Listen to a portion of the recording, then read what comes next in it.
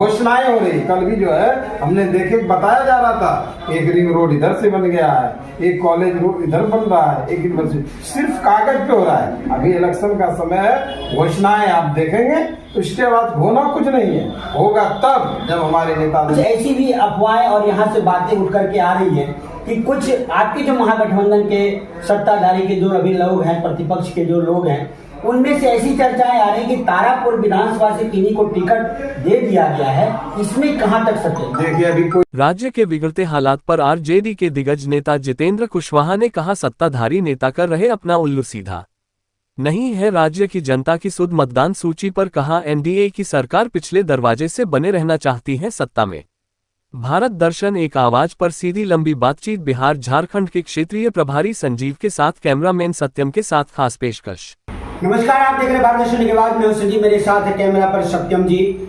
आज हम जिस क्षेत्र में है वो मुंगेर जिला अंतर्गत तारापुर का यह विधानसभा क्षेत्र है और हमारे साथ जो बैठे हुए इनको आप लगातार देख रहे होंगे, दिग्गज नेता इस क्षेत्र के, समाजसेवी भी रहे हैं और वर्तमान में एक बेहतर उम्मीदवार के रूप में भी इनकी चर्चाएं आम हैं। लेकिन आज जो हम मुख्य मुद्दा लेकर के इनके समक्ष आए हुए हैं, वर्तमान में जो सत्ताधारी के लोग हैं, सत्ताधारी के पक्ष के लोग हैं, उनका अक्सर यह दावा रहता है कि हम बेहतर व्यवस्था पूरे राज्य में दे रहे हैं। लेकिन ऐसे लगातार इस गत 2 माह के अंदर में ऐसी ऐसी घटनाएं हुई हैं जिनको लेकर के पूरा बिहार एक तरह से हड़कंप है और ऐसा लगता है कि मानो यहाँ सरकार नहीं बल्कि यहाँ अपराधियों का राज चल रहा हो।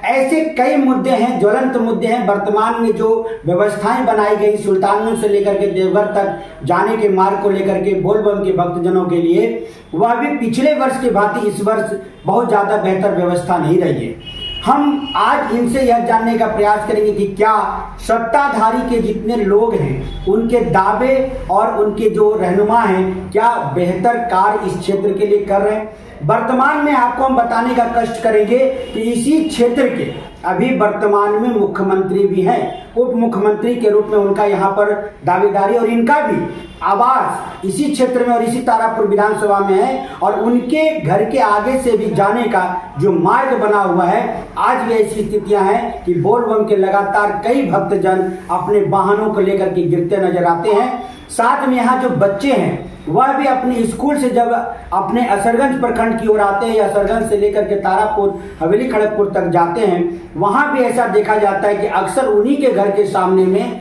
इतने बड़े बड़े गड्ढे हो चुके हैं, लगता ही नहीं कि सड़क में गड्ढे हैं या गड्ढे में सड़क है। ऐसी व्यवस्था होने के बावजूद क्या इस क्षेत्र के ऐसे मुख्यमंत्री का होना राज्य में बेहतर संदेश देता है या फिर ऐसा लगता है कि सिर्फ सत्ता के लालच में आकर के लोगों को दिग्भ्रमित करने का राजपाट चल रहा है। चलिए इन्हीं सारे संदर्भों का लेते हैं सबसे परिचय और इसके बाद इनसे हम लंबी बातचीत करेंगे इसी क्षेत्र को लेकर के।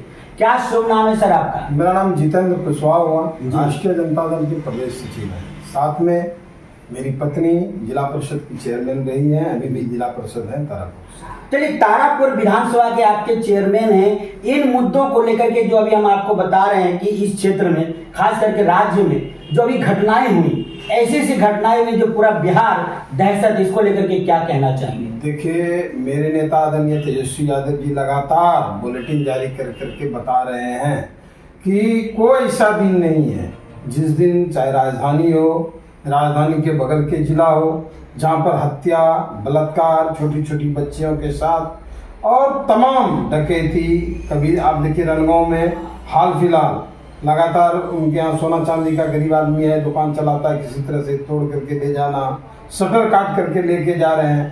तो कहने का जो नीतीश बाबू सुशासन की रट लगाए हुए हैं वो कहने का है। और अभी जो कहा जाए महाजंगल राज अभी चल रहा है, यही वजह है कि हर दिन घटना घट रही है और इस पर कोई भी जो सरकार है किसी भी प्रकार का इस पर कोई लगाम नहीं है। प्रशासन व्यवस्था फेल है। आप जाइए, थाना चले जाइए, बिना रिश्वत का एक भी एफआईआर नहीं हो सकता है।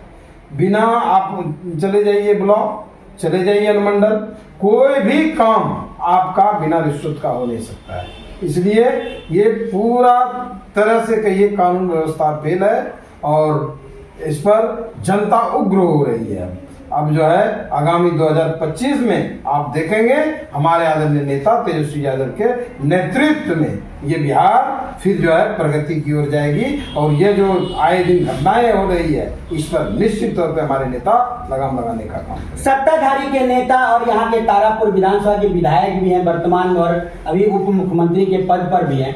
उनके घर के सामने भी सड़क नहीं बल्कि सड़क में गड्ढे नजर आते हैं। इसको लेकर के क्या कहना चाहिए, क्या उस क्षेत्र के लिए बेहतर है? जिस दिन से पानी वर्षा शुरू हो गया है, आप खड़गपुर से तारापुर की जो मार्ग है, आज उस दिन से वो बंद है। प्रत्येक दिन लोगों को वही एक रास्ता था जो जमुई या मुंगेर जाने के लिए लोग उपयोग करते थे। आज देखिएगा किस तरह से लोग परेशान हैं। इस पर किसी भी प्रकार का, चाहे कोई भी प्रतिनिधि तारापुर का हो, बड़े से बड़े, किसी का उस पर ध्यान नहीं है। अगर ध्यान रहता तो आज ये गति नहीं होती। आपने बात रखा कि देवघर से लेकर के तारापुर के देवघर वाली रोड में, जो तारापुर से लेकर के सुल्तानगंज वाली रोड है, आप कहाँ देखते हैं? सरगंज देख लीजिए, लखनपुर देख लीजिए, रनगांव के पास देख लीजिए, तारापुर में देख लीजिए, हर जगह गड्ढा में तब्दील हो गया है। प्रशासनिक व्यवस्था कुछ नहीं है, सिर्फ खाना पूर्ति के लिए उस पर जो है ठेकेदार के द्वारा ऊपर से रोड़ा दे दिया जाता है, और एक दिन भी नहीं रहता है। प्रत्येक दिन घटनाएं घट रही है। कौन करेगा? करना तो चाहिए सरकार को, लेकिन सारा चीज के ये घुसखोरी में ये सिर्फ लगा हुआ है सरकार। सब लोग, नीतीश बाबू तो कुछ कर नहीं पा रहे हैं। इनके साथ जो इर्द गिर्द के लोग हैं, वो सिर्फ जो है अपना सब दुकान चलाने में लगे। चलिए, आपने एक ठेकेदार की बात करी है। ठेकेदार से हम आपको कहना चाहेंगे कि जो तारापुर से लेकर के हवेली खड़गपुर तक का जो मार्ग बन रहा था, उसमें कई जगहों पर नदियों के बीच में जो ब्रिज बना हुआ था, उसको तोड़ करके आज आवागमन को अवरुद्ध कर दिया गया है। इसको लेकर के ठेकेदार पर क्या कहना चाहेंगे? देखिए, ठेकेदार को तो इसको सोच समय पहले काम करना चाहिए, लेकिन सोच समय क्यों करेगा? वो तो मगन है। उनके जो सरकार के लोग हैं, उनसे वो मिला हुआ है। उस पर तो किसी प्रकार का कानूनी शिकंजा कसा नहीं जाएगा। इसलिए उसका मन है, जब होगा मन करेगा। इसमें तो जनता परेशान हो रही है ना। अब प्रत्येक दिन लोग तबाह है। कोई साइड का जो रोड है, संग्रामपुर से लंबी दूरी तय करके लोग आ रहे हैं, या कोई जो है असरगंज से लदुआ होते हुए मुजफ्फरगंज मुढ़ेरी के लिए रोड निकला हुआ, उससे जाते हैं। कोई यहाँ से धपड़ी मोड़ के लिए जाते हैं। और आए दिन हम देखते हैं क्षेत्र भ्रमण के क्रम में लोग गाड़ी लेकर से इधर से रोकने का काम करते हैं। यह काम यहाँ के जनप्रतिनिधि का था। अगर उन्होंने रोड को तोड़ा था, पुल को तोड़ा था, तो उसका पूरा करवाना। चलिए, आपने एक बात रखी है कि आपकी धर्मपत्नी जो है जिला परिषद है, तो क्या इस मुद्दों को लेकर के कभी भी जिला प्रशासन से या सरकार के समक्ष अपनी बात? निश्चित तौर पे ये बात हम लोगों ने पहले पिछले जो डीएम साहब थे उन तक रखा। इसके अलावा हमारे जो बैठक होती है जिला परिषद का, मैंने उसमें भी रखा। और आए दिन हम लोग जो स्थानीय जो पदाधिकारी है, कल भी बैठक थी ये अनुमंडल में, 15 अगस्त को लेकर के, उसमें भी ये लंबी चर्चाएं चली। तो हम लोग जनप्रतिनिधि के तौर पे बात ही रह सकते हैं, लेकिन यह सरकार के आदमी का काम है। जबकि यहाँ पर इतने बड़े बड़े लोग हैं और यहाँ पर सिर्फ घोषणाएं हो रही। कल भी जो है हमने देखे, बताया जा रहा था एक रिंग रोड इधर से बन गया है, एक कॉलेज रोड इधर बन रहा है, एक यूनिवर्सिटी, सिर्फ कागज पे हो रहा है। अभी इलेक्शन का समय है, घोषणाएं आप देखेंगे, उसके बाद होना कुछ नहीं है। होगा तब जब हमारे नेता आदरणीय तेजस्वी यादव जी मुख्यमंत्री बनेंगे, और आप तब देखिएगा विकास। तब जो आप देखिएगा अगला जो है श्रावणी मेला होगा, उसमें देखिएगा क्या चुस्त व्यवस्था रहती है। आप जिस मार्ग पे कमरिया पैदल चलते हैं, उसमें जो बालू देने का काम किया गया है, वह भी उसमें भी घोर कहा जाए कि भ्रष्टाचार हुआ है। जिस तरह से देना चाहिए, आज जो है तबाह है लोग। क्या बोले, कौन है? भगवान भोले पर ही पूर्ववासी है। बस यही हम कहें। चलिए, आप चुनाव की आपने बात करी है, और अभी हाल फिलहाल में सरकार ने, केंद्र सरकार ने एक बहुत बड़ा यहाँ फेरबदल करने का प्रयास किया, मतदाता सूची, जिसको लेकर के पूरे बिहार में एक आंदोलन चला, और अभी 56 लाख लगभग लोगों का मतदाता सूची का नाम काट दिया गया।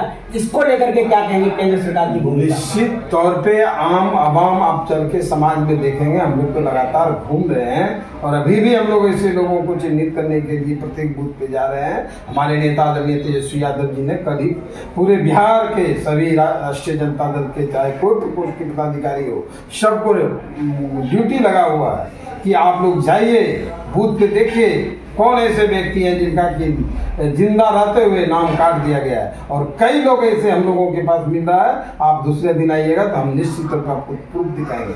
कई ऐसे लोग हैं जो मर गए हैं, मरे नहीं हैं, उसका जो है नाम को काट दिया गया है। कुछ ऐसे लोग हैं जो मर गए हैं उसका नाम को छोड़ दिया गया है। तो ये सारे चीज को हम लोग लगातार खोज रहे हैं और बहुत जल्द इस बेनकाब करेंगे हम लोग, क्योंकि यह सरकार चाह रही है हम किसी न किसी तरह से, आज हमारे तेजस्वी का, हमारे नेता जो तेजस्वी हैं, इनका ग्राफ हाई है, जनता उसके टक की निगाह से देख रहे हैं। किसी न किसी तरह से ये जो बीजेपी और जदयू जो एनडीए के लोग हैं, ये लोग चाह रहे हैं कि किसी न किसी रूप से बरगला करके हम पिछला दरवाजा से जो है प्रवेश कर सरकार बनाना, लेकिन इस बार संभव नहीं है। इस बार जनता मुख बना चुकी है। आदरणीय नेता तेजस्वी यादव मुख्यमंत्री बनेंगे और तारापुर में भी इस बार राष्ट्रीय जनता दल की जीत होगी। चलिए, राष्ट्रीय जनता दल के जीत की आप बात कर रहे हैं, कुछ ऐसी भी अफवाहें और यहाँ से बातें उठ करके आ रही हैं कि कुछ आपके जो महागठबंधन के सत्ताधारी के जो अभी लोग हैं, प्रतिपक्ष के जो लोग हैं, उनमें से ऐसी चर्चाएं आ रही हैं कि तारापुर विधानसभा से किन्हीं को टिकट दे दिया गया है। इसमें कहां तक सत्य है? देखिए, अभी कोई टिकट का बात नहीं है। आदरणीय नेता तेजस्वी यादव जी का कहना है सीधा, आप जाके काम कीजिए, हम मूल्यांकन कर रहे हैं, जो हमको अच्छा लगेंगे, समाज में जिसकी मांग होगी, जिनको समाज चाहेगा, हम ऐसे लोगों को इस बार टिकट देने का काम करेंगे। इसलिए भी टिकट वगैरह किसी को नहीं दिया गया है, चाहे हम हो या कोई हो, हम लोग को बस काम करने के लिए मिला है, हम लोग काम कर रहे हैं। आदरणीय नेता तेजस्वी जी टिकट अच्छे लोगों को चुन के देंगे और इस बार तारापुर में राष्ट्रीय जनता दल। नहीं, ऐसी बहुत सी चर्चाएं देखी जा रही है कि तारापुर से किन्हीं संगठन के लोग जो हैं, आपके संगठन के नहीं है लेकिन जो आपके साथ जुड़े हुए हैं, उनकी एक चर्चा है। वो गलत है, बिल्कुल गलत है, ऐसा कुछ नहीं है। वो अपने मन से बरगला रहे हैं, लोगों को बता रहे हैं, लेकिन हम तो ऐसा कुछ नहीं कहेंगे। ठीक है, महागठबंधन के हमारे साथी हैं, लेकिन ऐसा नहीं बोलना चाहिए, ऐसा हुआ नहीं है अभी, क्योंकि आपस में ही अभी टिकट बंटवारा नहीं, सीट का बंटवारा नहीं हुआ है। जब तक आपस में सीट बंटवारा नहीं होगा तो कौन कहाँ लड़ेंगे, यह भी निश्चित नहीं है। चलिए, एक सवाल हमारा है कि आप भी इस क्षेत्र के बेहतर उम्मीदवार भी हैं और बेहतर अभी समाज सेवी हैं और लगातार आपका जनसंपर्क जारी है। अगर आपको यहाँ से जनता दल की ओर से अगर टिकट मिलता है तो क्या इस क्षेत्र का जो अभी वर्तमान स्थिति उससे बेहतर होगा या उससे भी और खराब स्थिति? देखिए, मैं अपने पिछले कार्यकाल का जो मेरा अपना अनुभव है, 2016 से मैंने राजनीति में प्रवेश किया। मेरी पत्नी जिला परिषद गई, चेयरमैन गई, और निश्चित तौर पे समाज में मैंने अच्छा काम किया, जो समाज के लिए चाहत होती है लोगों का, तभी हमको दोबारा जिला परिषद जिताया। और आज भी जनता यह कह रही है कि आपके जैसे लोग अगर आते हैं तो निश्चित तौर पे आपके साथ खड़े हो रहे हैं। तो लोगों के बीच में विश्वास है और मैं आपको भी विश्वास दिलाता हूँ कि अगर यह मौका हमको मिला तो निश्चित तौर पे हम जो है, जो समाज की अपेक्षा है, हम समाज की अपेक्षा अनुसार काम करेंगे और उनका जो सोच है उन पर खरे उतरेंगे। और बाकी हम नेता जैसा जो करेंगे, हम काम कर रहे हैं, आज भी काम कर रहे हैं। नेता को विश्वास, हमको विश्वास है, नेता मेरे पर विश्वास करेंगे और नेता अगर हमको क्षेत्र भेज देंगे चुनाव लड़ने के लिए तो निश्चित तौर पर यहाँ से राष्ट्रीय जनता जीत दिलाएंगे। चलिए, 2 दिन के बाद रक्षाबंधन है, इसको लेकर के आप अपने पूरे बिहार वासियों को और इस तारापुर विधानसभा के लोगों को या उम्मीदवारों को या यहाँ के जितने भी प्रत्याशी हैं, या फिर आप ये कह सकते हैं कि यहाँ के जितने भी मतदाता हैं आपके खास करके, उनको क्या संदेश देना चाहें? सभी खास करके ये भाई बहन का जो पावन पर्व है, एक प्यार भरा पर्व है, एक रिश्ता भरा पर्व है, इसको लेकर के तमाम देशवासियों, प्रदेशवासियों, क्षेत्रवासियों, तमाम मतदाता भाई, तमाम समाज के लोग, सभी बहन, सभी भाई को हम अपने तरफ से, तारापुर विधानसभा की तरफ से, पूरा प्रदेश की तरफ से हम जो है हार्दिक शुभकामना करते हैं कि हम लोग का भाई बहन का पावन पर्व प्यार भरा बढ़ते रहे और एक दूसरे से भाईचारा मिला करके हम लोग काम करते रहे, या राज्य या समाज या देश आगे बढ़ते रहे, यही मेरी कामना है। नमस्कार, अभी हमारी बातचीत हो रही थी इस क्षेत्र के भावी उम्मीदवार के रूप में इनको देखा जा रहा है और जिस तरह से लगातार इनका ही नहीं बल्कि इनकी धर्मपत्नी का भी इस क्षेत्र में बहुत बेहतर काम रहा है जिला परिषद के रूप में और अभी भी है। लेकिन कुछ बातें ऐसी थी जो हम लोग लगातार इस क्षेत्र से एक अफवाह उड़ रहा था, उसका कुछ वीडियो भी वायरल हो रहा था कि इस क्षेत्र में जो गठबंधन के साथ हैं यानी महागठबंधन के साथ हैं, उनके एक व्यक्ति को लगातार यह दिखाया जा रहा था कि उनको उम्मीदवारी इस क्षेत्र से दे दी गई है। इन्होंने स्पष्ट किया कि अभी तक कोई, जब तक सीट का बंटवारा नहीं तब तक क्षेत्र का बंटवारा नहीं और तब तक उम्मीदवार का बंटवारा नहीं। हम लोगों ने यह भी कहा कि वर्तमान क्षेत्र में जो बिहार की जो स्थिति है वर्तमान में हम लोग लगातार देख रहे हैं कि आए दिन अपराध हो रहा है।